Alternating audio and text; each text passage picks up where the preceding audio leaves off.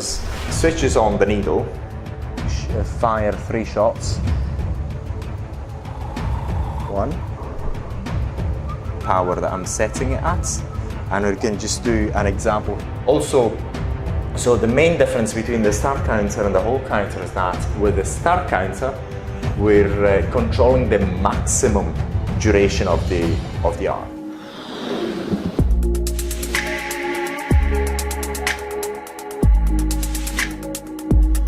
Now, in this video, we're going to talk about the start counter. Before you watch this video, in order to understand it well, we recommend that you study the hold counter modes in our new plasma device, because only that way you will be able to understand fully the content of this video. So study that part first, and then come to this later after you understood that. So that's very, very important. Now, the start counter is born from the same necessity as the hold counter, but it's not as advanced as the hold counter. The reason for us to talk about the hold counter first is that if you understand the hold counter, how the hold counter works, this is going to be easier. And in this video, we're going to talk about the difference between the start counter, the hold counter, and what happens in the first few milliseconds when the arc is born. Very important that indeed. So study the hold counter first, and then you go to this video.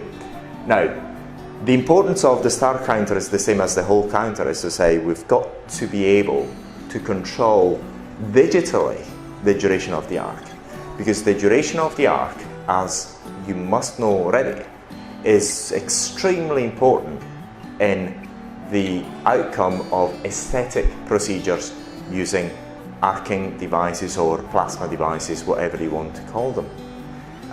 Is so fundamental that if you perhaps place the arc for too long, then you can cause damages, and if it's too little, then the outcome is not going to be as good as you hoped. But we're going to see later on why you may want to use a very short duration of arcing in skin treatments, because it's got other applications. And this is what this device opens up, is to say, a vast array of applications which were unthinkable before the introduction of the timed control of the arc duration. Now, let's go and talk about the start counter first and how it works. Now, we've talked about the importance of arc duration in plasma devices for aesthetic uses and the digital control, because the arc duration is proportional to the amount of energy that you put into the skin. Very, very important, and also is proportional to the intensity of the treatment. And we know that the hand control, the eye feedback loop, the counting, the timing of the arc using your brain and your eyes is not that accurate. A computer does a much better job, but it is going to go very well beyond that. Also, so the main difference between the start counter and the hold counter is that with the start counter, we're controlling the maximum duration of the arc. We could also call it the max counter, or the maximum time of arcing, something of the sort. But because of the way it works, we call it the start counter. It's just also one of my preferences. Start counter, and I'm going to actually explain why we call it the start counter as well. So you control the maximum duration of the arc, so increases safety. So say for example, if you're doing an eyelid tightening and you want to make sure that the arc doesn't last more than, say for example, 600 milliseconds, as we'll explain in this video, then you'll just set the start counter at 600 milliseconds, and you know that you're never going to exceed the duration of 600 milliseconds, or very unlikely that you're going to exceed that. We're going to talk about that later on. And so what you can do is set the maximum duration of the arc. So you can set it up from 10 milliseconds up to whatever length you want, almost. Now we're talking about Before talking about the difference between the whole counter and the start counter, let's give a brief explanation of how the start counter works. Basically, let's say, for example, you are setting the start counter to count to a maximum duration of 600 milliseconds, for example. Let's say that. What the device does, switches on the needle and waits for the arc to take place. And it doesn't start counting the time up until it detects that the arc has taken place. When the arc is detected, then it starts counting. Let's assume this is our arcing situation and we set the device at 600 milliseconds. Mind you, this is a fictional situation because it's not that easy to actually cause the sort of arcing as I depicted here. Here is just a situation where the arc is on, then is off, is on, is off again, and is on, and then is off, and then the 600 milliseconds are there. It's kind of hard practically to produce such a situation because of the very short duration in time, but just it's the concept that we're very interested in, not the actuality of the situation. Now what happens is when the arc is on, so here the arc is on, the computer will start immediately counting and keeps the tip of the device on just as long as the 600 milliseconds. No more, no less. It does not matter whether after this point, after the arc is detected, it does not matter whether the arc was on for 10 milliseconds, 500 milliseconds, 590, 600 milliseconds. It will keep this tip on for 600 milliseconds no matter what. That's very, very, very, very important that you understand that. Therefore, once you understood that, what is the difference between the start counter and the whole counter? In the whole counter, what we do is actually counting the arcing rate. Say for example we've got 600 milliseconds. The device will make sure that the arc duration in total, this is why we call it the whole counter, in total is 600 milliseconds. And it doesn't matter the interval in between, the interval when the arc is off. It will still wait. It can actually be off, the arc can be off for 10 seconds, 1 minute, whatever. It will still wait. It will still be there waiting for the arc to take place up until it counts an overall of 600 milliseconds. In this case, it is different. As soon as the arc takes place, as soon as the arc takes place, the counter starts and it finishes exactly at 600 milliseconds when the device switches off the power to the tip of your device, of your plasma device. Very, very important that. So in the two functions are quite different but are quite similar in a certain way. We call it start counter because when we designed it and we thought of it the first time around, we thought we've got to call it in a way that we will remember it. And start counter is because the device starts counting when it detects the arc taking place. And it doesn't matter how long it takes place for. It can take place for 5 milliseconds, 1 millisecond, 10 milliseconds. It will start counting at that point, no matter what. So this is why we call it start counter. And we call it whole counter because the whole counter function counts the whole of the time and make sure that that time that you set the device to be operational, the device to actually produce the arc, is actually producing the arc for the exact time in total. So whole counter and start counter. Start counter, it gives you the option of making sure you have a limit to the time, to the arcing time. That is a limit that is digitally controlled. It's not a limit that you can control using your eyes, using your hands, or your perception in general that as a human is not that good. I mean, so this is why computers help us, because they're much better than us at certain other functions, and this function is much better. Therefore, what you've got in this, you've got with the whole counter and the start counter, especially with the start counter, you've got a beautiful thing, and also with the whole counter, we can actually do procedures that are not possible with other devices that don't have this function.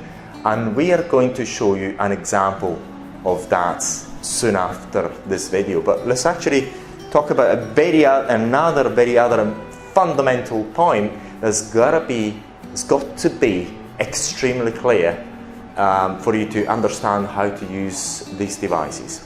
Now, from the physics point of view, what happens in the region, because this is the first and only, so far, as 2019, the only device that allows you to operate in the milliseconds region. No other device allows you to work in this region. Even the most expensive on the market will not allow you to do that.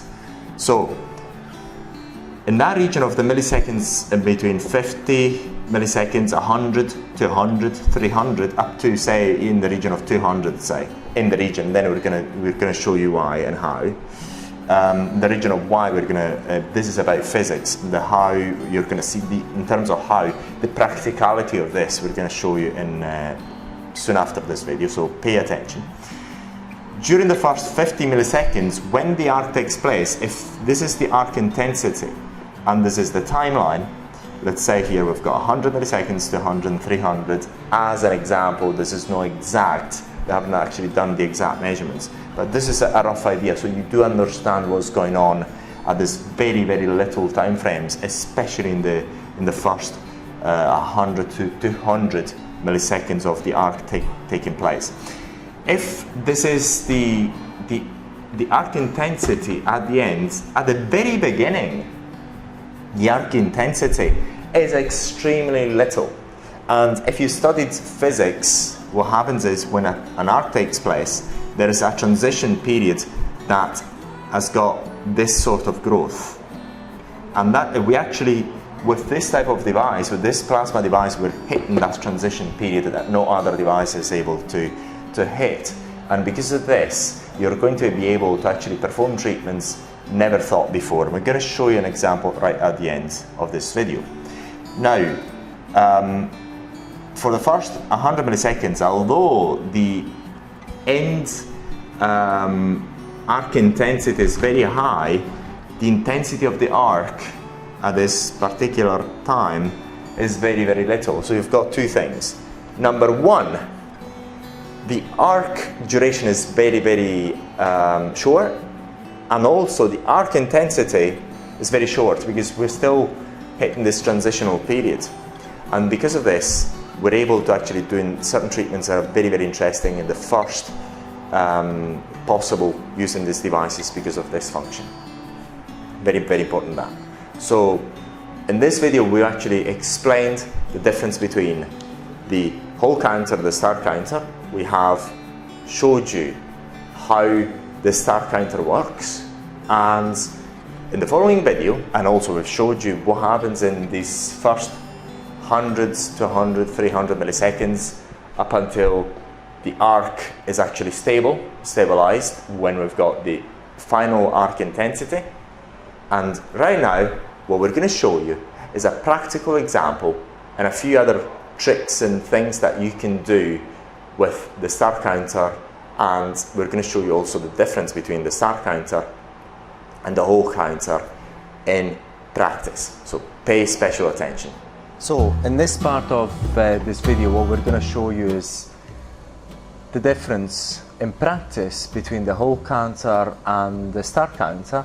And then we're going to give you an idea of what you can do with the start counter, and that also is going to be a prelude to showing you another very interesting function of this plasma device, which we're going to explore in another section. So but just let's get back to it immediately. Now, first of all, we're going to show you an example of how the start counter works, the whole counter works at 900 milliseconds. basically we're able to actually fire 3 shots, and then the device switches off. Physically we're able to do that, but then we're going to do the same at the same setting with the star counter. We're going to see the difference, and then I'm going to show you a little trick with the star counter option. So we're going to do the whole counter first, and I've got it here. Set the device set up a 900 millisecond hold time. The waiting time is 6 seconds between the device switching off and switching on again. So it's counting 900 milliseconds in total of arcing. It's waiting 6 seconds, and then starts over again. That's the power that I'm setting it at. And we're going to just do an example here. So we're going to try and magnify this so we can actually show you the arc the best possible way. Now look, there we have it. So that I can actually show you my beautiful model, which is my very nice hand, a left hand, and here is the magic wand. So I'm gonna see whether it's working. It should be working. You should be able to see it as well. So look, there you have it. So 1, 2, and that is switched off. The first arc was a bit long. The second was very short because the second was there wasn't much time left. So we're going to start again. We're going to try again. See whether we can do 3 shots. Look, 1, 2, 3. That's it. Nothing happens anymore because it's actually the device is waiting for 6 seconds and then switches on again. See whether I can actually, I'll do it another time. Alright. That's the beautiful hand of mine, which the one that you've seen in all our videos. See whether I can get a better angle. Yeah, hopefully that's good enough. That's it. So 1, 2, 3, and that's it. And what we're going to do here, then we're going to change it to 600 milliseconds. Going to show you that we can only fire in the region of 3 shots of arcing, if I'm good at it, of course. See whether, yeah, the device should be setting at the moment. It should be working. It's my beautiful hand again. Pay attention. 1, 2, and that's it. That's it, only 2. If I wait a little while, another few seconds, it should be on again. So 1 has actually was already switched on again, so look. 1 and 2, then it's off. This area of the calluses are very low conductivity, so it's not easy to create the arc, so I have to make it a bit wet in order to work. But you've got the idea. Now what we're going to do, we're going to go into the star counter mode. Gonna go into the star counter mode. Can show here where is star counter. And I've got it set up at 10 milliseconds, but you know, before we do that, and then the waiting time is 2 seconds between shots in there. So we're going to do it as, going to try the 10 milliseconds then to show you that it's a very interesting feature of it. We're going to do the 600 milliseconds, which I was talking about in the video, just as an example. It's quite high power. Yes, seems as if it's working. Yeah, that's it. And then I'm gonna do, say, gonna wait 4 seconds between the switching. Gonna give it a bit of zoom so you can see a bit better. My beautiful hand, I don't think is very visible, so I'm gonna go there. Okay. So on, and then if I go again, there's nothing. Then it's on. So look. 1, and it's nothing. waiting. Then 1 is nothing. If I just do it again, then so look, I've got to wait. This, you see, it's very, very strong. Gotta wait again. Gonna do it. Oh, wow, it's very, very strong. Wow, very, very strong. So the point is, however long I actually keep it, is gonna do it for 600 milliseconds at most. See, and then it's off. Oh, it's on again. Whoa, beautiful. So look, it's on again. See what I can do for a while. Okay, that's it. And I go and touch again, it's off. So that's the thing. Now what we're going to do here is we're going to change it to from 600 to 10 milliseconds to show you what it does. Oh God. We're going to go to a waiting time of 1 second. Very high power, the highest I can possibly get it at. To show you this very little exercise. So basically, it's very, very high power. But it's so short duration that I can actually even not feel it. You maybe see the arc. See whether I don't know whether you can see the arc on the camera, but it's very, very brief and it's very, very high power. And this is why you cannot actually see it really well, is because the duration is so short, and the although the arc is set to be really, really high power, I can hardly feel it, because not only the duration is very, very tiny, but also we're hitting that transition period where the arc is actually exponentially growing. That's it. So this is the type of treatment that you can actually do.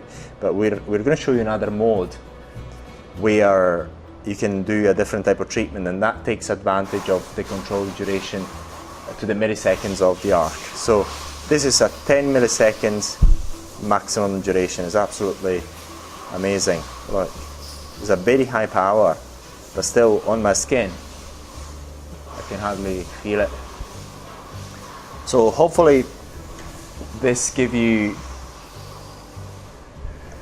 an overview of the difference between the whole counter and the star counter. And again, should you have any questions, please let us know.